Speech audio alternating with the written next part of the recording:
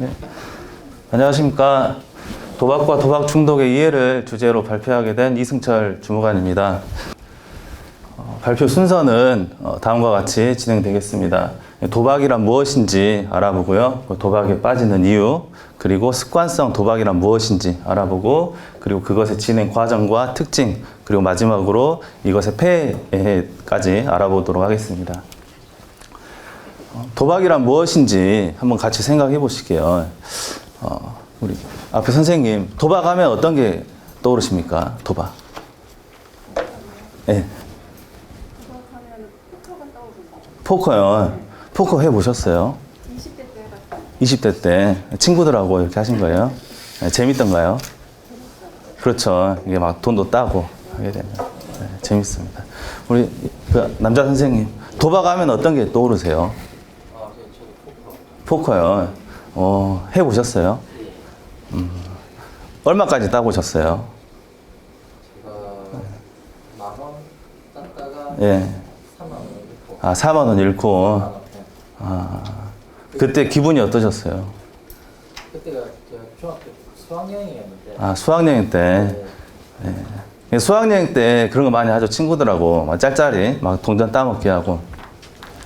우리 여자 선생님, 도박하면 어떤 게 떠오르세요? 고스톱.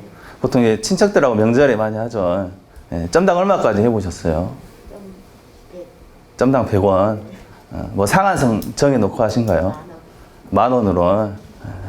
만 원이면 좀 센데요. 예. 도박은 이제 우리 형법에는 규정이 따로 없습니다. 그런데 이제 일반적으로는 이제 어떤 가치 있는 것, 돈 이런 것을 걸고 다투는 행위, 그리고 우연한 승부에 의해서 이렇게 득실을 결정하는 것을 얘기하거든요. 전문가들은 도박의 기준을 이렇게 세 가지를 제시합니다. 첫 번째로 어떤 사건에 이제 돈을 이제 거는 거고요. 그리고 이제 재화라도 그것을 돈으로 바꿀 수 있으면 그것도 이제 도박의 요건에 갖춘다고 볼 수 있습니다. 그러니까 이제 강원랜드에 보면 칩으로 도박하잖아요. 그것도 이제 도박이죠. 도박 게임하는 것도. 두 번째로 이제 건 돈을 잃어버릴 가능성과 딸 가능성이 같이 있습니다. 누군가가 돈을 잃었다 그러면 또 딴 사람이 있다는 거죠. 그리고 세 번째로 그 사건의 결과가 불확실해야 됩니다. 우리 앞에 있는 선생님, 혹시 사기 도박 같은 경우에 이게 도박으로 볼 수 있을까요? 사기 도박. 네. 도박으로 볼 수 있다. 그 이유는? 그 기준에 저 기준에 맞지 않아요. 아, 이 기준에 맞아서. 또 이제 보통 사기 도박하면 이것도 도박으로 아시거든요. 근데 사기 도박을 그 설계한 사람들 있지 않습니까? 그 사람들이 이미 그 판을 다 짜놔요. 그냥 결과가 이미 정해져 있습니다. 그러면 그 결과가 불확실할까요? 확실할까요? 확실하죠. 그렇기 때문에 사기 도박은 사기죄에 해당되거든요. 이게 도박의 요건이 갖춰진다 할 수 없죠. 이런 것처럼 이제 도박은 일단 그 결과가 불확실해야 됩니다. 그래도 이제 헷갈린다. 내가 하고 있는 이 게임이, 친구들하고 하고 있는 이 게임이, 이게 도박인지 아닌지 좀 헷갈린다. 그러면 이것을 내가 가족들에게, 좀 자신있게 말할 수 없다. 내가 이렇게 친구들하고 한 번씩 모여가지고, 뭐 판돈 1,000원짜리, 10,000원짜리 고스톱을 치고 있는데, 이런 거에 대해서 가족들한테 자신있게 말할 수 없다. 이렇게 하면 좀 이게 도박일 가능성이 좀 높죠.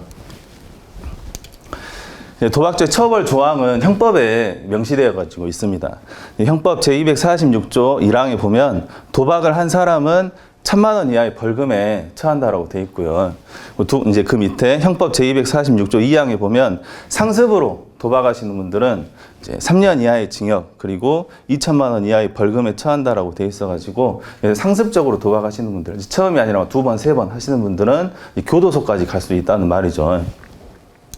그리고 형법 제247조에 보면 영리를 목적으로 도박하는 장소나 공간을 이렇게 개설한 사람들은 이제 5년 이하의 징역입니다. 그 말은 도박을 하는 사람보다 도박을 하게끔 이렇게 장소 제공하고 유도하는 사람을 더 세게 처벌한다는 거거든요. 그럼 이제 여기서 한 가지 의문이 들어요. 그러면 저 강원랜드는 도박장 아닙니까? 왜 그 나라가 이게 법 위반하고 도박장을 개설해요? 이렇게 생각하실 수도 있거든요. 그런데 우리가 생각을 해보면 인간이 쭉 지금까지 살아오면서 도박이 없었던 시대가 있었을까요? 이제 나라들이 다 이렇게 도박을 이렇게 억제하고 통제하려고 했지만 그게 잘 이제 안 됩니다. 음성적으로 계속 이게 불법적인 이런 것들이 발생하다 보니까 차라리 이것을 허용하되 이제 관리하자 이러한 정책을 이제 펼치거든요. 이제 우리나라도 이제 그 중에 하나고요. 그래서 이제 합법적으로 할 수 있는 도박이 우리나라에 몇 가지가 있습니다. 강원랜드, 경마, 경정, 그리고 청도의 소싸움, 그리고 스포츠 토토 이런 것들은 합법적으로 우리나라에서 할 수 있죠. 그래서 이제 법의 테두리 안에서 하는 거고요. 이러한 것들이 아닌 뭐 인터넷 도박이라든지 뭐 바둑이, 뭐 사다리 타기 이런 것들은 다 불법 도박이죠. 그리고 형법 제248조에 보면 법령에 의하지 아니한 복표를 발매한 사람은 5년 이하의 징역으로 처한다 이렇게 돼 있고요. 그럼 이제 한 가지 여기서 의문이 드는 게 있습니다. 형법 제246조에 보면 그 하반절에 다만 일시오락 정도에 불과한 경우에는 예외로 한다 이렇게 돼 있거든요. 일시오락의 경우. 그러면 도박과 일시오락의 그 판단 기준은 뭐냐?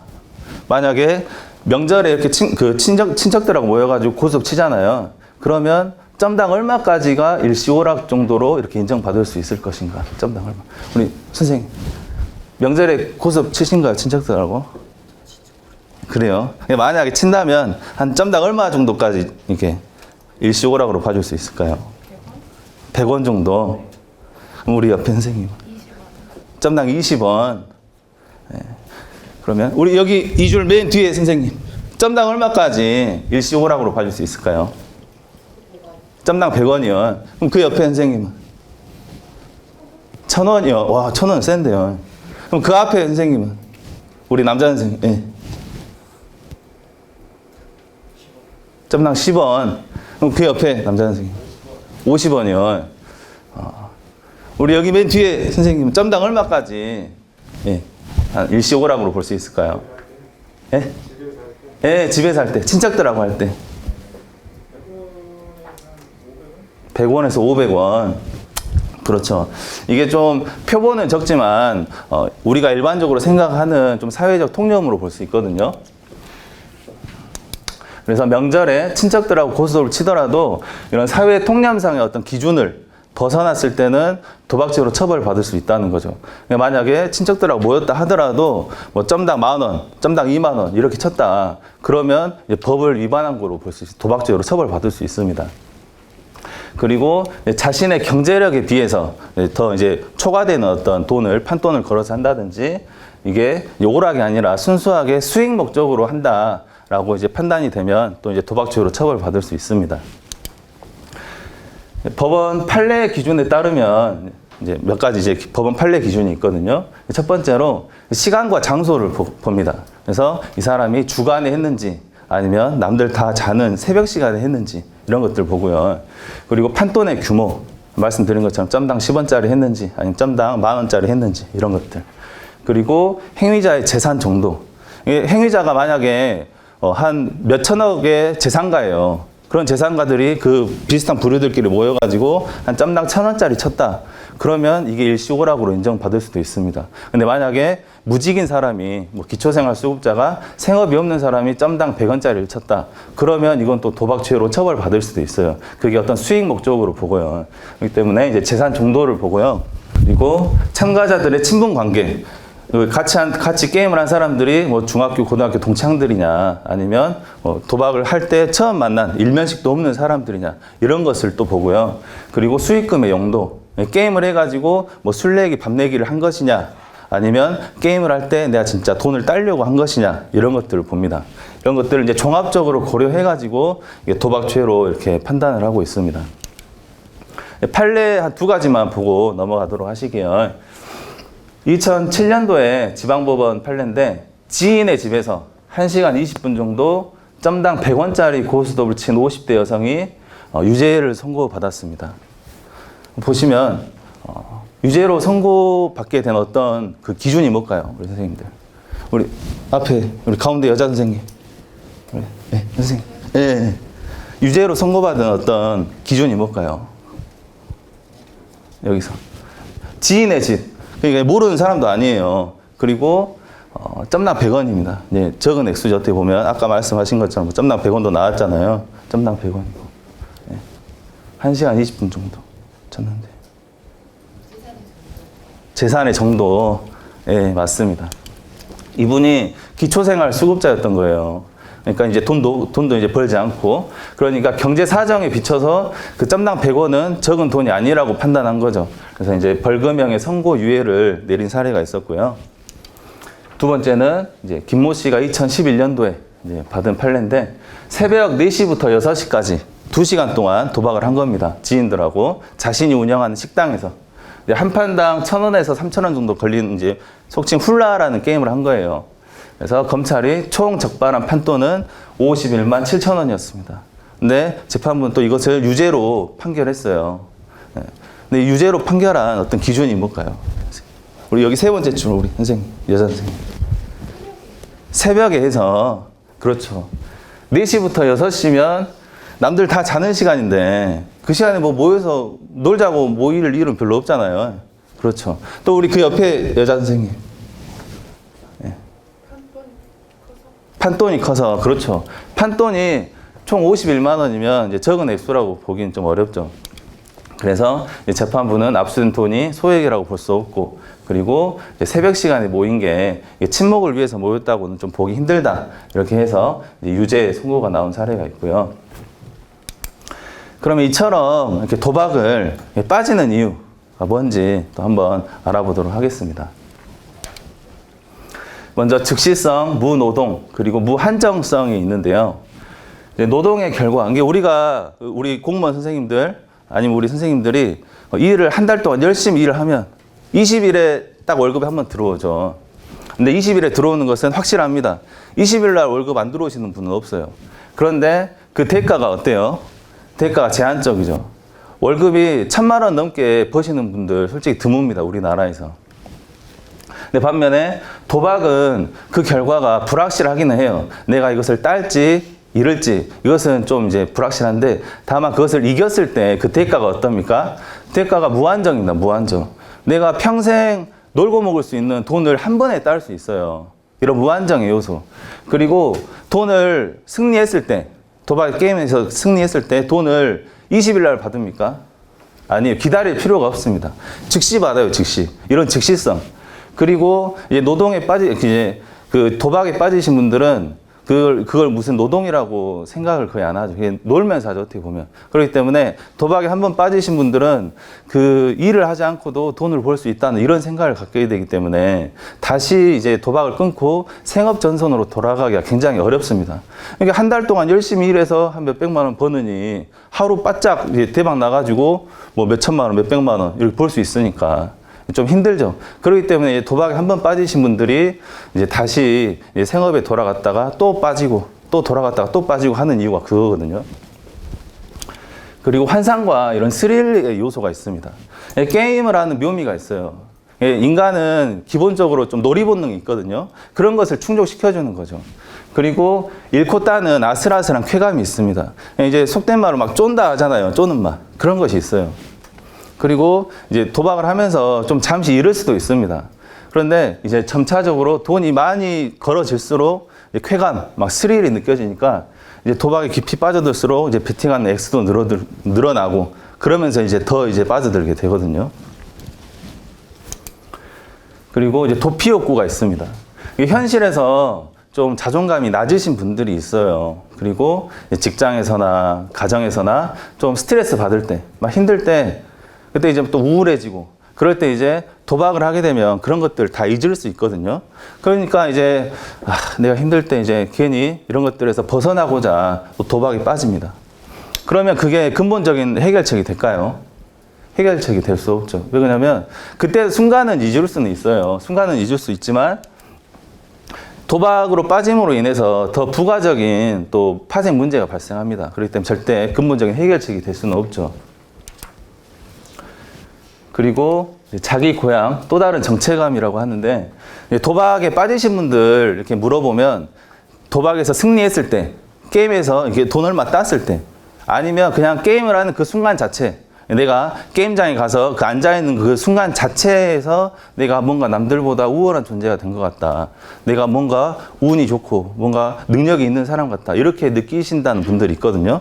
그런 분들은 도박의 어떤 그 자기 강화의 수단을 도박에서 찾는 거죠. 그러니까 이제 자꾸 더 도박에 빠져들 수 있는 거고요. 그리고 자극 추구형의 기질을 가지신 분들이 있습니다. 그러니까 막 번지점프 좋아하시는 분들 있죠. 이렇게 자극적인 거, 롤러코스터 타는 거 좋아하시는 분들. 이런 분들은 이제 도박할 때, 아, 이거 너무 재밌다. 그래서 이제 한번 도박에 그런 분들이 빠지게 되면 일상적인 생활, 이게 가족들하고 이게 어울린다든지 친구들하고 어울리고, 그리고 직업적으로 내 어떤 성과에서 느껴지는 어떤 그 충족감들, 그런 것들보다 이제 오로지 도박할 때 느껴지는 그런 것들, 쾌감, 이런 것들만 막 생각하게 되거든요. 일상적인 생활들이 완전히 몸이 건조하게 돼버리게 됩니다.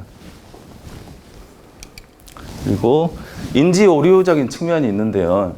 돈을 딸 수 있을 것이라는 불합리한 신념을 가지고 있습니다. 도박에 빠지신 분들이. 이게 무슨 말이냐면, 제가 한번 질문을 드려볼게요. 우리 선생님, 만약에 이제 동전 뒤집기 게임을 해요. 동전 뒤집기 게임. 근데 9번이 앞면이 나왔습니다. 9번이 앞면. 그럼 10번째 돈을 어디에다 거시겠어요? 앞면에다 거시겠어요? 뒷면에다 거시겠어요? 앞면에다가. 그 이유는? 이제 또 9번이 나올 것이다. 그래요. 그럼 우리 그 옆에 선생님은 9번이 앞면이 나왔다. 그럼 뒷면 어디다 거시겠어요?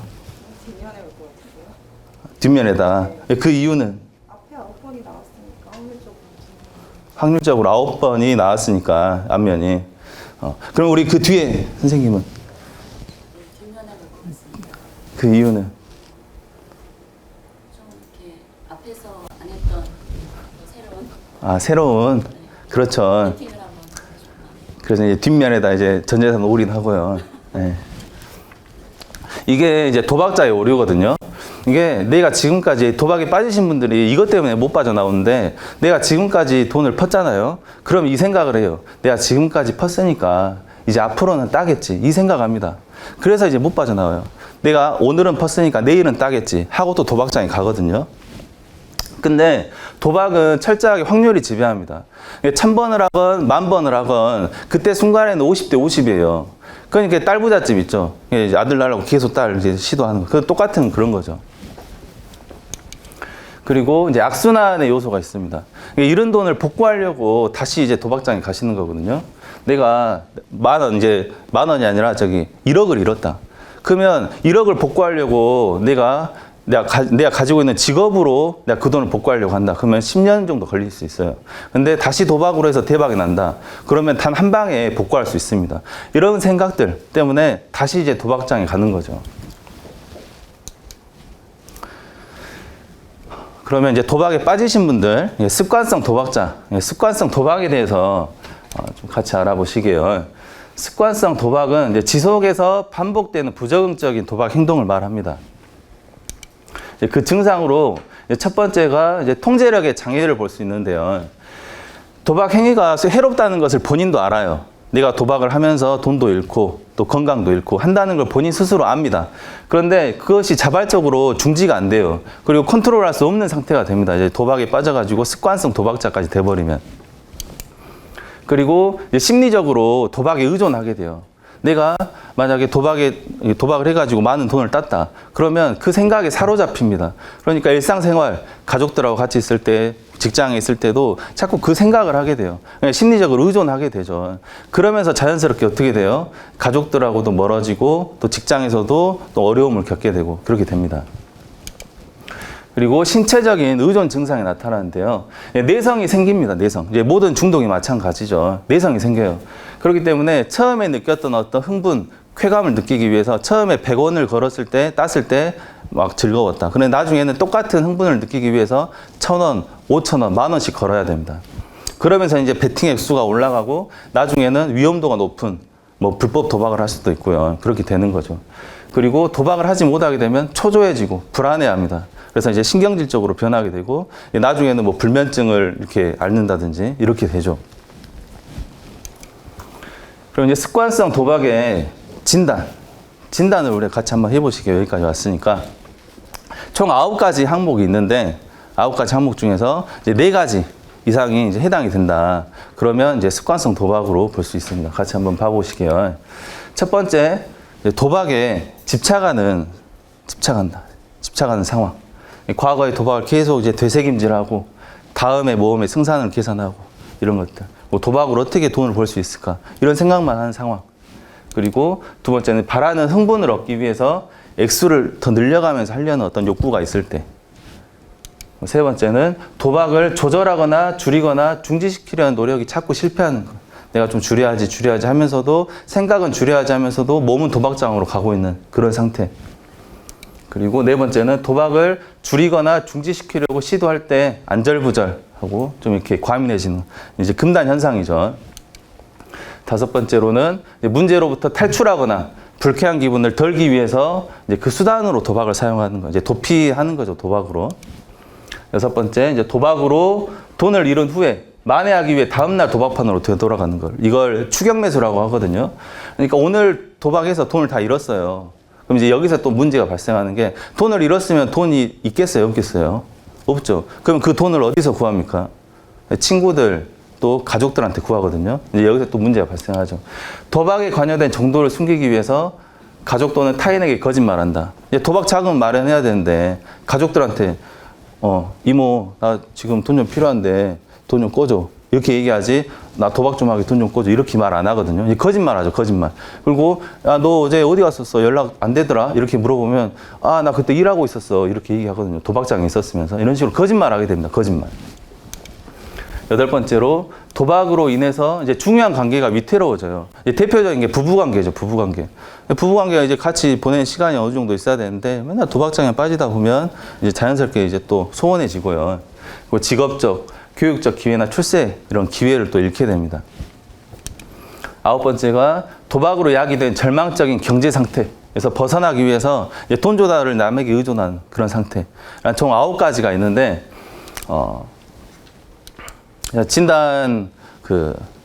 진단표를 준비를 해왔는데 제가 나눠드리면 좀 시간이 좀 부족할 것 같아서 그냥 넘어가도록 할게요. 혹시 이 9가지 항목 중에서 3가지 이상이다 하시는 분 봤을 때 3가지 이상이다. 우리 선생님 3가지 이상이세요. 네. 손 안 드셨어요? 네. 안 드셨어요. 3가지 이상 없으세요? 네. 그러면 아니면 난 2가지 이상이다. 2가지에서 3가지, 2가지 이상이다. 없으세요? 여기 우리 선생님들은 그래도 이제 도박적인 문제는 없으신 걸로 제가 보겠습니다. 그래서 이제 진단 기준이 이제 4개 이상이다. 그러면 이제 도박 중독자로 보고요. 이제 강한 갈망, 저항하지 못하고. 그래서 이제 거의 다른 중독에서 나타나는 증상하고 거의 똑같다고 보시면 됩니다. 알코올 중독이나 마약 중독 이런 것들하고요. 습관성 도박의 진행 과정에 대해서 같이 알아보시게요. 여기서 제가 5분짜리 영상을 틀어드려야 되는 처음에 3단계로 나뉘는데요. 승리 단계가 나옵니다. 첫 번째로. 그 빠지게 되는 계기는 간단해요. 뭐냐, 우연한 대박의 기회. 크게 한번 따잖아요. 그러면 그게 이제 도박에 빠지게 되는 지름길을 타는 겁니다. 친구들하고 가족들하고 그냥 재미로 해요. 그런 거는 괜찮합니다. 그런데 뭐 예를 들어서 오랜만에 친구들끼리 모여가지고 강원도로 놀러 갔는데 근처에 강원랜드가 있어서 야 거기 가서 한 10만 원씩만 쓰고 오자 해서 갔어요. 그런데 거기서 한 1,000만 원 따고 왔다. 그러게 되면 이 사람이 어떤 생각이 듭니까? 와, 이 도박이 이런 세계야? 야, 나 한 달 열심히 일해봤자 200~300만 원 버는데 나 그냥 도박에 한번 올인해볼까? 이런 생각이 들거든요. 그때 이제 어떤 잘못된 기대와 환상을 갖게 됩니다. 잘못된 기대와 환상. 그러면서 내가 이제 점점 베팅하는 액수도 커지게 되고요. 그리고 도박을 하면서 맛보는 그 쾌감이 있어요. 그 쾌감이 어느 정도냐면 도박에 빠지신 분들은 그 마약할 때 쾌감 있죠. 그 쾌감에 거의 1000배 가까이 된답니다. 1000배. 그러니까 순간 내가 어떤 패를 딱 들어가지고 아 이거 이겼다 해가지고 이겼을 때 그 쾌감이 말로 표현할 수가 없대요. 그러니까 이제 도박이 중독이 되는 거죠. 그리고 이제 두 번째는 이제 패배 단계가 옵니다. 사람은 도박을 할 때 계속 딸 수 없어요. 만약에 사람이 도박자가 돈을 딸 수 있는 구조다. 그러면 강원랜드 진작 망했습니다. 근데 강원랜드 돈 지금 엄청 벌거든요. 막 세금 쓰라고 담죠. 그 말은 뭔 말이냐? 도박장이 도박을 딸 수밖에 없는 구조라는 겁니다. 그래서 돈을 잃는 횟수가 계속 늘어나겠죠. 그리고 이제 점차적으로 내가 돈을 잃게 되니까 처음에는 이제 돈을 따는 어떤 재미 그런 것들이 있었는데 나중에는 이제 어떤 복구하려는 어떤 집착 그런 것에 이제 즐거움을 느끼지 못하게 됩니다. 게임을 하면서. 그리고 잃는 돈을 되찾을 생각에 이제 도박에 집착하게 되고 그리고 도박 자금이 빨리 이제 소진돼요. 그러면서 이제 또 문제가 발생하고 그리고 이제 재정적인 문제 본인이 스스로 감당할 수 없게 되니까 어떻게 돼요? 이제 가족들에게 이제 손 벌리기 시작합니다. 세 번째로 절망 단계. 주변에 이제 도움을 받아가지고 끊었다가 또 다시 했다, 끊었다가 다시 했다 이런 것들이 이제 반복이 되고 그렇지만 이제 가족들이 지쳐요. 계속 같이 이것을 어떻게 할 수가 없다. 이 인간이 도저히 도박을 끊을 수 없다. 이런 생각이 들면 이제 떨어져 나갑니다. 가족들도. 그러면서 이제 재정적인 압력이 이제 더 가중되겠죠. 그러면서 이제 급한 마음에 당장 내가 예를 들어서 대부업체에다가 1,000만 원 꼬가지고 도박했는데 그 돈 다 잃었어요. 그럼 대부업체에다 1,000만 원 갚아줘야 되는데 이런 것들 이제 상환 압력. 그래서 이제 불법적인 방법을 찾겠죠. 또 이제 가족들이나 일, 대인관계 전혀 이제 무관심해져 버리게 되죠. 당장 대부업체에다 돈 갚아야 되는데 뭐 가족들, 직장 이런 눈에 들어오겠어요? 안 들어옵니다. 그리고 아무도 이제 도박하는 그 사람을 믿으려 하지 않아요. 누가 믿겠어요? 맨날 거짓말하고 그러는데 보면 이제 돈이나 꿔주라 고 돈 주라 고 그런 사람 누가 믿습니까? 자연스럽게 이제 멀어지죠. 그러면서 이혼이나 파산 어떤 법적인 처벌까지 겪게 되고 나중에는 뭐 자살 생각도 하게 되고 뭐 실제 자살 시도하기도 하고요. 이렇게 됩니다. 그러면 다음으로 습관성 도박의 특징에 대해서 한번 알아보시게요. 습관성 도박의 심리적인 특성이 있습니다. 이게 미성숙함을 들 수 있어요. 미성숙함. 아이처럼 어떤 일에 대해서 장기적인 관점으로 보지 못합니다. 어떤 단기적인 만족을 추구하거든요. 도박에 빠지신 분들의 굉장히 특성입니다. 특성. 그래서 참을성이 없어져요. 왜냐? 도박을 하면 그 피드백이 즉각적으로 오거든요. 그렇기 때문에 어떤 장기적인 안목으로 인내하지를 못해요. 그러니까 충동적으로 행동하게 되고 또 스트레스에 적절하게 대응하지 못하게 되면서 이런 파생되는 문제들, 또 술에 의존하고 더 이제 도박에 의존하게 되고 이렇게 됩니다. 성격이 또 황폐화 되거든요. 황폐화. 도박 문제가 심해질수록 이게 숨기게 되고 마음속에 이제 거리낌이 있으니까 사람들하고 이제 관계가 이제 어떤 벽이 생기죠. 이제 어떤 단절이 되고요. 그리고 이제 돈 찾을 생각이 집착하게 되고 나중에 이제 점점 이제 급해지니까 화도 잘 내고 별다른 이유 없이 사람들 의심하고 제 고등학교 친구 중에 한 명이 이런 친구가 있었어요. 저랑 축구를 굉장히 좋아했었거든요. 그래서 이제 성인이 돼서도 어떤 이제 프로축구 결과에 대해서 서로 이제 밤내 얘기하고 술 얘기하고 이런 친구가 있었어요. 근데 이 친구가 어느 순간부터 제가 이렇게 그 축구 이제 어떤 예측을 했을 때 저의 예측을 굉장히 막 비난하고 그러더라고. 비난하고 그리고 이해되지 않는 어떤 막 화를 내고. 그래서 이 친구가 왜 이러지? 그냥 얘가 사회생활 하면서 좀 많이 힘든가 보다. 이 정도만 생각하고 말았었는데 나중에 좀 시간이 흐른 뒤에 보니까 이 친구가 스포츠 불법 토토에 빠졌더라고요. 그래가지고 지금은 연락이 안 되는데 이런 것들. 도박에 빠지면 굉장히 예민해지고 그럽니다. 그리고 그 친구가 했던 말이 지금도 생각나는데 본인은 이런 스포츠 결과를 확실하게 예측할 수 있다 이렇게 얘기하더라고요. 그 확신에 차 있더라고요. 얘가 실제로 그것을 해가지고 한 몇 천만 원을 땄었어요. 이렇게 그 스포츠 토토 불법 토토 해가지고. 근데 결과적으로는 이제 다 잃었죠. 지금은 이제 연락 끊겨가지고 연락이 안 되거든요. 그런 친구가 있는데 성격이 황폐화되고 이제 관계가 단절되고 그런 부분이 있습니다. 또 이제 극심한 기분 변화를 겪고요.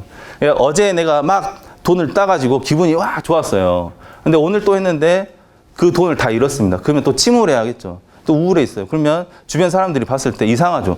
야, 어제 막 그렇게 행복해 하던 사람이 갑자기 오늘 또 막 죽을 것처럼 자살할 것처럼 막 우울해하니까 이 사람 이상하네. 이런 생각합니다. 이제 주변 사람들이 이제 당황스러워하죠. 당황스러워. 그리고 습관성 도박자 이제 변명이 있는데 이런 돈을 나는 복구해야 돼요. 복구해야 되니까 나는 그 이유 때문에 그 도박을 끊지 못합니다. 이렇게 말씀하시는 분들이 있어요. 근데 일정 부분은 사실입니다. 좀 일리가 있는 말이죠. 하지만 도박을 그 사람들이 끊지 못하는 가장 큰 이유가 뭐냐. 그 도박에 대한 환상이에요, 환상. 내가 한 번만 대박 나면, 한 번만 터지면 다 복구하고, 나 다시 이제 사람들 앞에서 이렇게 큰 소리 치고 떵떵거리고 살 수 있다. 이런 환상이 있기 때문에 도박을 끊지 못하는 겁니다. 나는 혼자서 도박 끊을 수 있다. 나 지금 도박하지만, 나 도박 문제 있어. 하지만 나 얼마든지 내가 맘만 먹으면 끊을 수 있다. 이렇게 말씀하시는 분들이 있거든요. 근데 습관성 도박은 강력한 습관성 행동 질환으로도 볼 수 있습니다. 그래서 혼자 끊기가 굉장히 어려워요. 그래서 전문가의 도움과 치료 필요합니다. 그래서 본인이 내가 문제가 있다. 그러면 바로 이런 전문가에게 도움을 요청하셔야 돼요. 또 뭐 한국 도박 문제 관리센터 이런 데 상담도 요청하시고, 그리고 단도박 모임 이런 데도 한번 참여해 보시고, 그리고 가족들의 적극적인 지지가 필요합니다. 가족들도 또 이걸 아셔야 돼요. 우리 가족, 내 아들이 만약에 도박에 빠졌다. 그러면 그냥 말로만, 야, 아들아, 이제 정신 차려야지. 좀 도박 끊고 좀 이제 제대로 해보자. 이렇게 말만 하는 것이 아니라 가족들도 그 문제에 같이 뛰어들어가지고 적극적으로 도와줘야 돼요. 그래서 끌고 이제 데리고 나와야지 그냥 말로만 하는 건 안 됩니다. 가족들의 적극적인 지지와 협조가 필요하고요. 그리고 한 번 크게 따면 그만둘 것이다.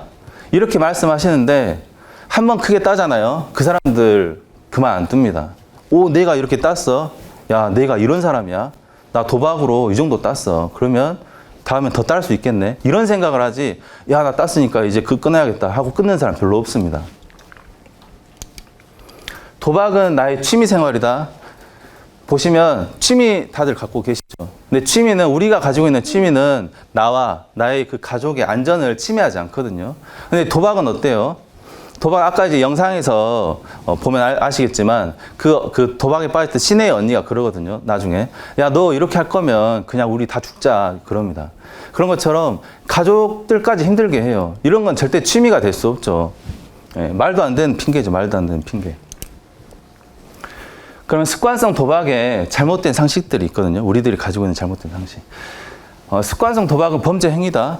범죄 행위는 아닙니다. 예, 습관성 도박에 습관적으로 도박하는 것 자체가 이제 범죄 행위는 아니에요. 그리고 이제 강원랜드 합법적으로 할 수도 있거든요. 문제는 뭐냐? 습관성 도박에 빠져서 어떤 도박 행위를 할 때 파생되는 문제가 크다는 거죠. 그리고 이제 도박빚을 마련하기 위해서 하는 어떤 범죄 행위들, 이런 것들이 문제가 됩니다. 성격적으로 문제가 있는 사람이 습관성 도박자가 된다. 그건 아니고요. 누구든지 이렇게 빠질 수 있습니다. 한 번의 대박 경험. 그 경험 한 번만 하면 누구든지 빠져들 수 있어요. 저도 만약에 이렇게 한 1,000만 원 땄다. 그러면 마음이 흔들릴 수 있습니다. 일할 필요 없네. 이렇게 생각할 수 있거든요. 그리고 일단 도박을 끊으면 다시 도박하지 않을 것이다. 또 이렇게 생각하시는 분들 있거든요. 근데 도박에 빠지신 분들 보면 내가 한 3년, 5년 끊었다. 그래도 그건 완전히 끊는 게 아닙니다. 그것은 참는 거예요, 참는 거. 언제든지 다시 도박장으로 돌아갈 수 있는 위험 요소가 있습니다. 내가 직장에서 열심히 일하는데 막 그 상사가 갈구고, 막 이제 가정에서도 이제 부부관계가 위태롭고 그러면 이런 스트레스에서 이제 벗어나고자 도박 생각이 자꾸 나요. 그냥 도박이나 할까? 그러면 또 빠지게 되거든요. 그렇기 때문에 좀 내가 도박을 끊었다 하더라도 항상 어떤 좀 경각심, 경계심을 가지고 좀 지내셔야 돼요. 도박에 한번 빠졌던 분들은. 그리고 습관성 도박 문제는 드문 일이다 라고 하는데 절대 드물지 않습니다. 이게 습관성 도박이 왜 드물다라고 생각이 드냐면 이게 본인이 잘 숨기면 알기가 힘들어요. 내가 이렇게 보시면 그 마약이나 알코올 같은 경우에는 약간 좀 티가 나고 그러거든요. 습관성 도박 숨기려고 하면 티가 나지 않습니다. 그렇기 때문에 이제 은밀한 중독이라고도 하죠. 특성상 겉으로 잘 드러나지만 않을 뿐입니다. 그래서 알코올 중독이나 우울증, 그리고 가정 불화, 학대, 횡령, 배임 이런 다양한 문제 집단에서 가만히 들여다보면 그 안에 도박 문제가 있는 경우가 굉장히 많아요. 그리고 마지막으로 이제 습관성 도박의 파생 문제에 대해서 한번 같이 알아보겠습니다. 가족 내 갈등이 발생합니다. 가족 내 갈등. 그래서 가족 구성원들하고 보내는 경제적, 정서적, 시간적 여유가 없게 돼요. 가장 큰 이제 크게 느끼시는 분들이 배우자죠, 직접적으로. 내 남편이 집에도 잘 늦게 들어오고, 아니면 어쩔 때는 안 들어오고, 어쩔 때는 이제 생활비도 안 주고. 그러니까 무슨 생각이 들어요? 아니, 이 인간이 어디 바람났나? 두 집 살림하나? 이런 생각까지 들거든요. 나중에는 이제 그런 정체가 밝혀지겠죠. 그러면서 이제 모든 가족 부양이나 경제적인 책임을 이제 배우자한테 떠넘겨버리고 본인은 이제 도박판에 이제 뛰어들고, 그러면서 이런 채무에 대한 압력, 그런 것들 해결해달라. 야, 나 지금 5천만 원 빚졌는데 해결해. 우리 가족이잖아 하면서 협박하고, 또 위협하고, 가정폭력하고, 언어적인 폭력 이런 것들 발생하고, 또 이제 불법적인 방법으로 이제 가족의 재산을 빼돌리고, 이제 영상에서 나오는데 그 조그만 시내가 그 인형 뽑기 하려고 그 돈을 마련하려고 어떻게 해요? 그 언니가 모아놓은 그 몇천 원, 그 봉투에 있는 돈을 훔쳐가거든요. 그거 가지고 훔쳐가지고 또 도박합니다. 그런데 나중에 또 그 돈도 다 잃죠. 그리고 재산을 이런 식으로 빼돌리거나 또 이제 자살하겠다고 위협하고, 야, 나 죽을 거니까 안 그러면 나 죽는 거 보기 싫으면 돈 갚아줘. 이런 식으로 한다든지, 또 가족 구성원하고 자연스럽게 친밀감이 멀어집니다. 남는 게 뭐예요? 배신감, 분노, 원망, 좌절 이런 거밖에 안 남아요. 나중에는 외톨이 됩니다. 혼자 남아요. 그 사람 혼자 남게 되기 때문에 무슨 생각이 들어요? 아까 말씀드린 것처럼 자살 생각합니다. 자살 생각. 나 그냥 이렇게 살 바에야 죽겠다. 자살합니다. 실제로 많이. 자살 생각도 많이 하시고. 그리고 직장 내 문제. 지각과 결근이 잦아지겠죠. 도박해야 되니까. 그리고 자연스럽게 직장에서도 이제 어떤 직업 본인 해야 될 일에 집중하지 못하게 되니까 이제 업무에 이제 어떤 문제가 발생하겠죠. 어떤 기한을 넘긴다든지 해야 될 일을 안 해버린다든지 이런 것들. 그래서 이렇게 집중도가 떨어진 직원들 보면 우리 선생님들도 잘 아시겠지만 금방 눈치채요. 이 사람이 무슨 문제가 있구나 하는 거 알거든요. 그러면서 이제 자연스럽게 어떤 퇴사 압력, 해고 이런 것들 받을 수 있습니다.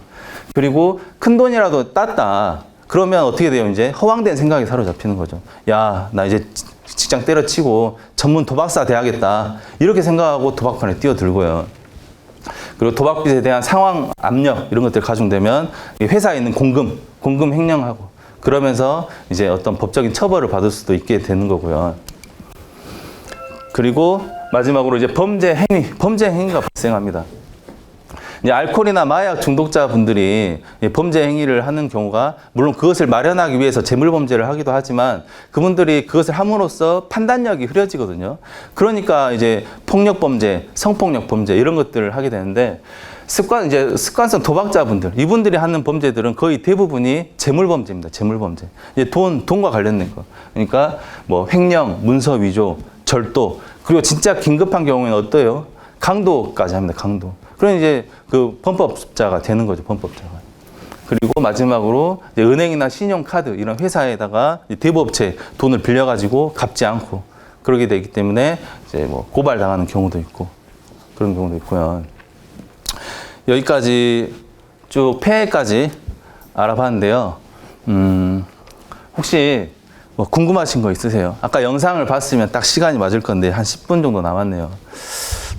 네. 불법 스포츠 토토하고 스포츠 토토 공식적인 거하고 어떻게 차이가 있죠? 불법 스포츠 토토랑요. 스포츠 토토는 그 로또 하는 데 있죠. 그 로또 하는 데 가면 그 스포츠 토토라고 또 있거든요.